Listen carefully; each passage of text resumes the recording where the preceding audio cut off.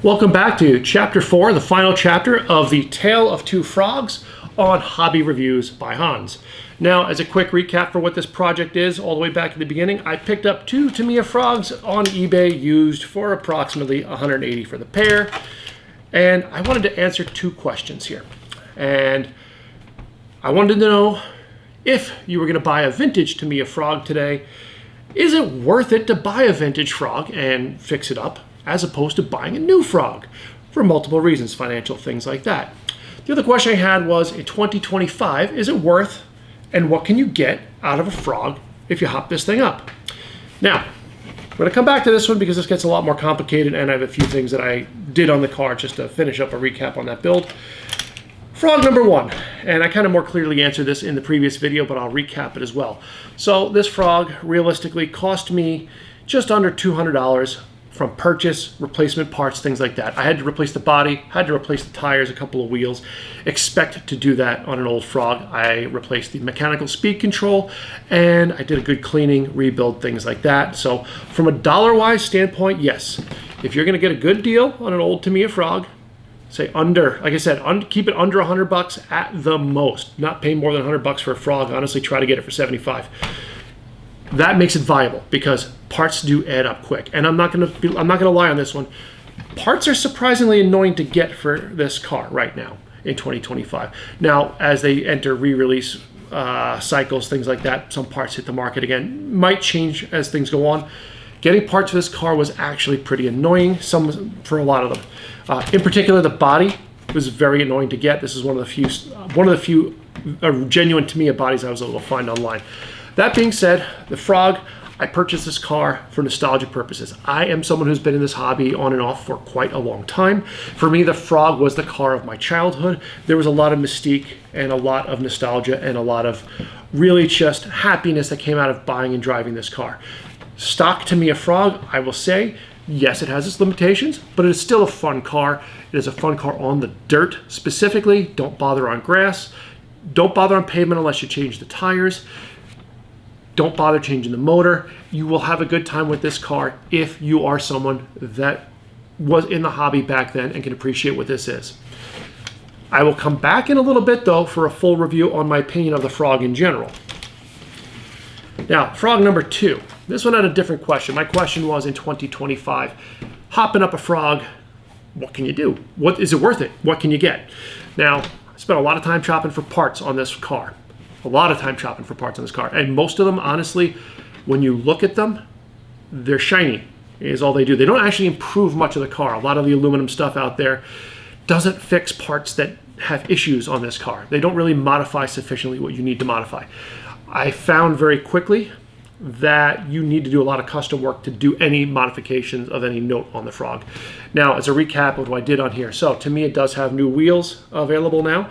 I forget the part number, they're in video number 3, that allow you to use 1.9 inch tires, which is great. So this is actually front and rear tires from a BBX on Tamiya rims, bolts right up to the car, no problem at all.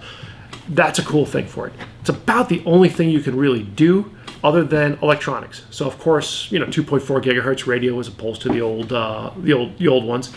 Electronic speed control, with the Hobby Wing 1080, which honestly, once I figured out how to program it, great speed control. I really like this speed control. I put in a 23 turn motor, and the body is by Team Blue Groove. Because I couldn't find another original Tamiya body, I did a Team Blue Groove body. I gotta say, their bodies, I like their bodies better than the original Tamiya. Price is competitive, the material's a little thicker. If you have a choice and the prices are comparable, get the Blue Groove body as opposed to the genuine Tamiya. And of course, if you remember the other videos, I did a lot of work on the suspension with custom 3D printed stuff, some aftermarket shocks, things like that. And I will tell you, this was a waste of my time and my money. Now, the reason is, now, we'll go back a little bit here. And this is where I'm going to start reviewing the frog and what I like about the frog, what I don't like about the frog. Now, in the stock configuration, the frog, yes, it has its issues. It's a bit on the bouncy and jumpy side and doesn't do well in grass. Does really well on dirt. The problem is, and the hobby figured this out in the early 80s, the frog only was a competitive racing car for basically like the week the initial shipments went out the door. for a little time period, people did race these cars, but serious racers moved away from the Frog and the ORV chassis very quickly because honestly, this car cannot take more power. Not from you can't make it survive. Drivability wise, this car cannot really compensate well for more power. And I'll explain it a little bit here as I get into the other car. The other issue is hop-up parts. Like I said, they just, you don't get any improvement out of the stuff that's on the market. You can replace like everything on this car in aluminum.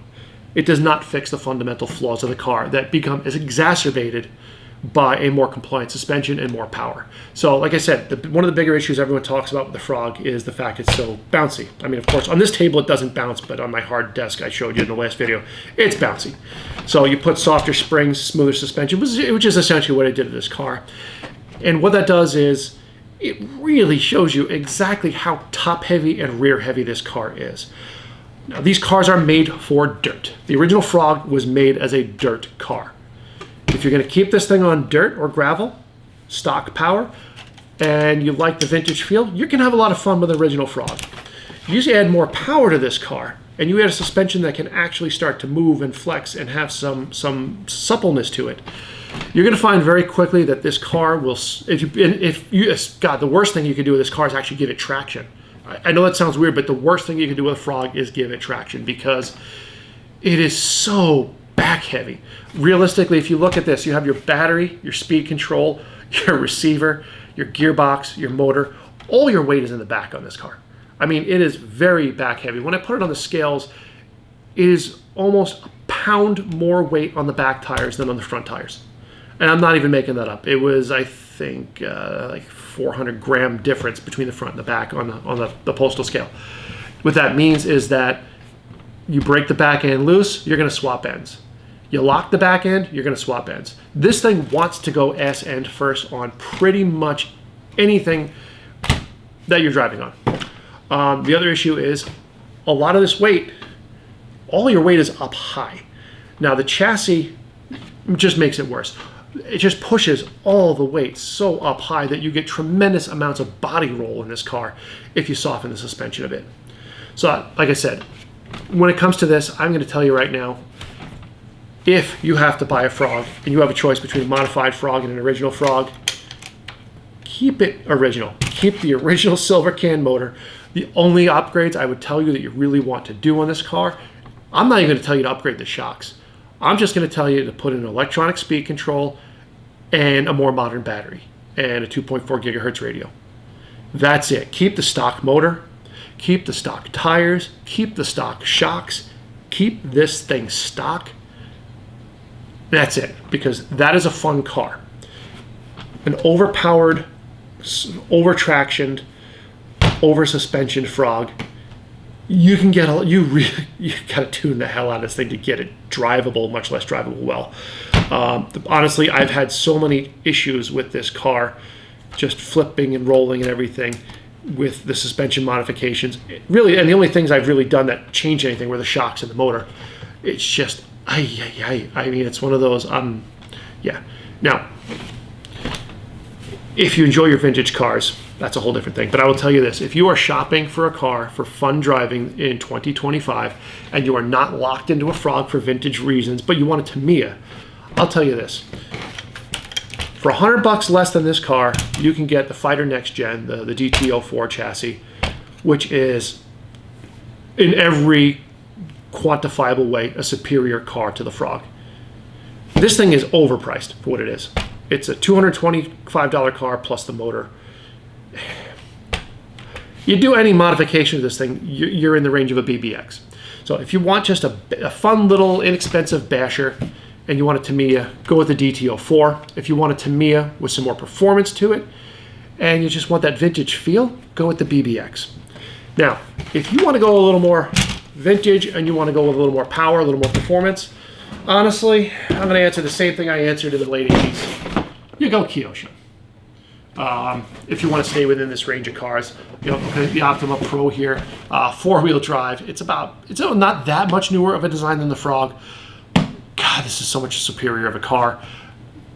Yeah. Unless you want to go modern, there's all sorts of stuff you can do with a modern buggy. A lot of people, I mean, of course you got your team associated, things like that. But like I said, if you're into vintage, if you're a collector, if you're someone that's been in this hobby for a long time, don't be afraid to get a Frog, because like I said, this is a fun car within its limitations and what it is. This is a car from the early 80s on a chassis that went nowhere, that needs the right conditions to be fun, and just, it can be a fun car on dirt or gravel. Don't bother modifying your Frog. If you're just looking for a fun basher, you want something more durable, more affordable, this is not the option for it. This is definitely not the car for that. So, and that's really what I'm going to end this entire project here. Now, I did pose the question in the previous video, and which one of these cars am I going to keep? One, both, what have you? I don't know if I'm going to keep either one of these cars, to be quite honest, because I'm done with collecting things for the sake of collecting things. I want cars I can drive, and this is a cool car that I love the fact I finally got a Frog. I am not disappointed by this car, but it is not the car that I want to drive on a regular basis. And the modified Frog, like I said, it doesn't take much to push this car past what it can do. It's too tall, it's too ass heavy, the wheelbase is too short, it rolls too much, and no matter what I do, it keeps spitting dog bones. I mean, now it doesn't spit them because of excessive extension, now it spits them too much because of over compression, and I can make that. I'm going to continue working on this car just to iron these things out because I enjoy tinkering on stuff. And you're going to see this car again, at least for some time, where I do more modifications to it. But long term, I'm probably not going to have both these cars in the collection for a huge amount of time. And that's where I'm going to end this. Now, when it comes to these kind of projects, you might have noticed, and I'm going to kind of close out here with a bit of a change to the channel. You might have noticed I changed the name of the channel from Model Reviews by Hans to Hobby Reviews by Hans, because I really enjoy doing the RC stuff, and there's other stuff I want to start reviewing, things like that. So you guys, as your viewers, or not your viewers, you're my viewers. I hope you're my viewers anyway. Please keep watching. But as viewers, you let me know what stuff you want to see. Do you want to see me do more of these projects? Because I don't mind doing more projects with old vintage cars, seeing what I can do with them. Like I said, I have this Kyosho here I'm going to be building up. I don't mind doing more RC stuff. I really enjoy this. I'm actually thinking of picking up like a TT02 or something like that. And these particular cars here, give me some ideas what I should do with them if I'm not going to keep them. Should I sell them on eBay, give you guys an update on how much you can get for these things? Should I trade them? Does somebody have something cool they want to trade for a Frog and see what I can do with it, with what you got on your end? Should I do a raffle thing like those guys over in England with the RC stuff is doing? And then, yeah, that's a whole different topic. But should I do a raffle? I don't know. Should I do a giveaway? I might. I might need more viewers before I do that. So, of course, I'm going to end with the please like and subscribe and comment to let me know what you guys want so I can make this channel work better for my viewers, because I enjoy doing this, and that's where I'm going to end this. So, anyway, Tale of Two Frogs, calling this complete. Nostalgia put me into a dark corner, but that's okay. I still had fun on the project. Anyway, take care, and I'll see you guys next time.